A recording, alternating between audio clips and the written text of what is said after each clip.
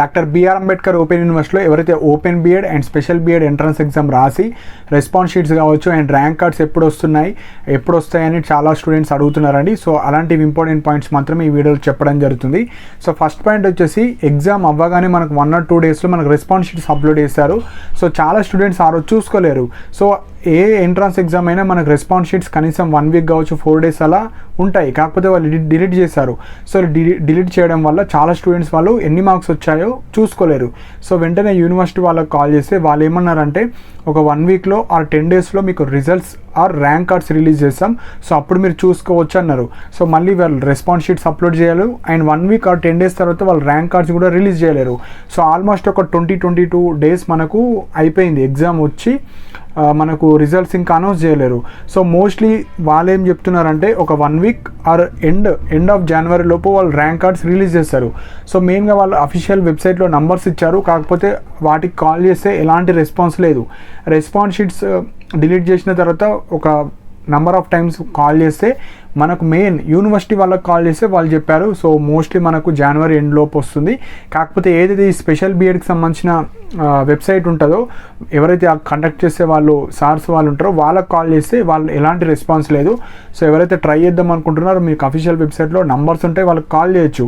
So మెయిన్గా వాళ్ళు చెప్తున్నారు ఏంటంటే మనకు జనవరి ఎండ్ లోపు అయితే రావచ్చు మోస్ట్లీ, ఎందుకంటే వాళ్ళ దగ్గర ఆల్రెడీ ర్యాంక్స్ అన్నీ ఉన్నాయి, కాకపోతే వాళ్ళు రిలీజ్ చేస్తలేరు. ఆ ప్రాపర్ రీజన్ ఏందో మనకు కూడా తెలియదు.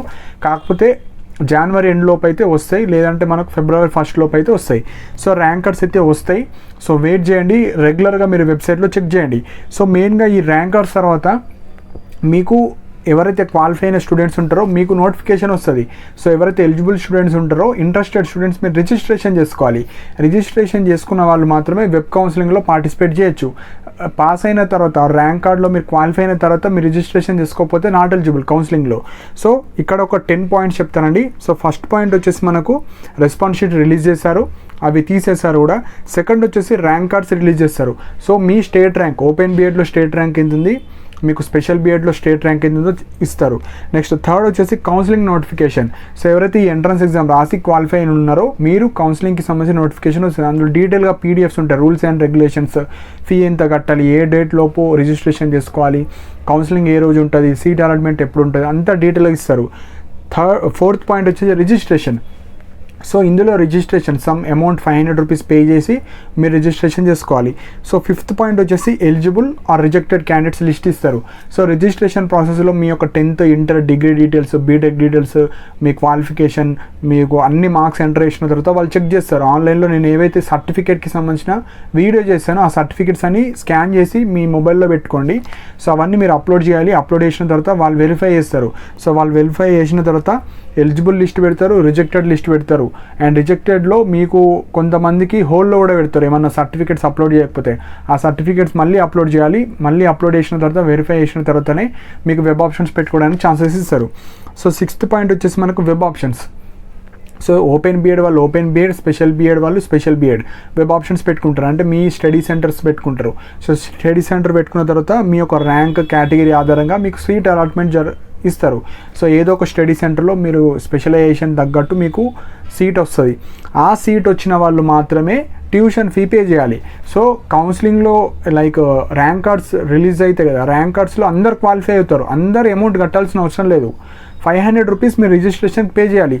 కానీ ట్యూషన్ ఫీ ఎవరైతే సీట్ అలాట్మెంట్ వస్తుందో వాళ్ళు మాత్రం పే చేయాలి. ఫస్ట్ ఫేజ్లో అందరికి రాకపోవచ్చు, ఓన్లీ టాప్ 2000, టాప్ 3000, టాప్ 1500 ఆ ర్యాంక్స్లో వచ్చిన వాళ్ళు మాత్రమే వస్తుంది.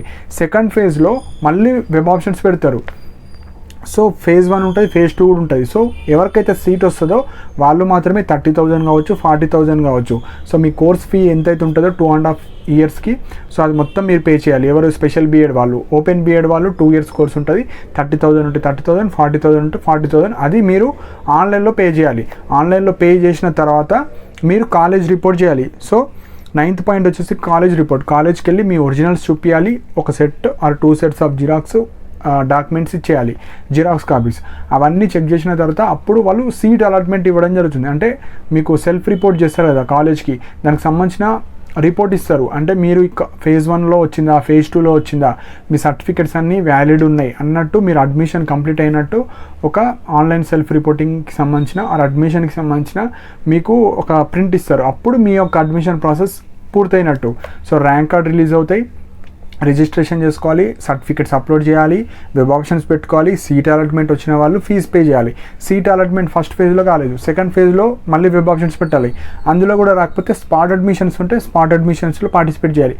అందులో కూడా రాకపోతే మీ ర్యాంక్ అనేది పెద్దగా ఉండడం వల్ల, లేదంటే హెవీ కాంపిటీషన్, మీ క్యాస్ట్లో మీకన్నా బెటర్ ర్యాంకర్స్ ఉంటే మీకు సీట్ అలాట్మెంట్ ఈ ఫేజ్లో రాలేదు అంటే ఈ నోటిఫికేషన్లో రాలేదు. మళ్ళీ స్పెషల్ బీఎడ్ ఎప్పుడైతే నోటిఫికేషన్ వస్తుందో మళ్ళీ ఎగ్జామ్ రాయాలి, మంచి మార్క్స్ రావాలి, ఆర్ మంచి ర్యాంక్ వస్తేనే మళ్ళీ పార్టిసిపేట్ చేయాలి. సో ఈ విధంగా మీకు కౌన్సిలింగ్ ప్రాసెస్ అనేది ఉంటుంది. సో మెయిన్గా మనకు ర్యాంకర్స్ అయితే ఒక 1 వీక్ లోపు అయితే వస్తాయి. సో జనవరి ఎండ్ లోపన్న వస్తాయి, లేదంటే ఫిబ్రవరి ఫస్ట్ వీక్లో వస్తాయి. కానీ ర్యాంకర్స్ రాగానే మీకు కౌన్సిలింగ్ ప్రాసెస్ అనేది కొంచెం ఫాస్ట్గా ఉంటుందండి. సో ఎవరైతే ఇంకా సర్టిఫికెట్స్ అన్నీ రెడీ చేసుకోలేరో మీరు సర్టిఫికెట్ రెడీ చేసుకోండి. దానికి సంబంధించిన లింకు వీడియో కూడా వేస్తాను. సో ఆ వీడియో కూడా చూడండి. చూసిన తర్వాత ఎవరికైతే సర్టిఫికేట్ లేకపోతే సర్టిఫికేట్స్ అన్ని స్కాన్ చేసి పెట్టుకోండి. సో ఇంకా ఏమైనా డౌట్స్ ఉంటే మీరు కింద కమెంట్ సెక్షన్లో మెన్షన్ చేయండి. అండ్ మన టెలిగ్రామ్ ఛానల్లో కూడా జాయిన్ అవ్వండి. ఏమైనా ఫాస్ట్ అప్డేట్స్ ఉంటే అందులో అప్డేట్స్ ఇవ్వడం జరుగుతుంది. మీకు ఏమైనా డౌట్స్ ఉంటే కింద కమెంట్ సెక్షన్లో మెన్షన్ చేయండి. అండ్ ఇలాంటి అప్డేట్స్ కోసం మన ఛానల్ని సబ్స్క్రైబ్ చేసుకోండి. And thank you for watching my video.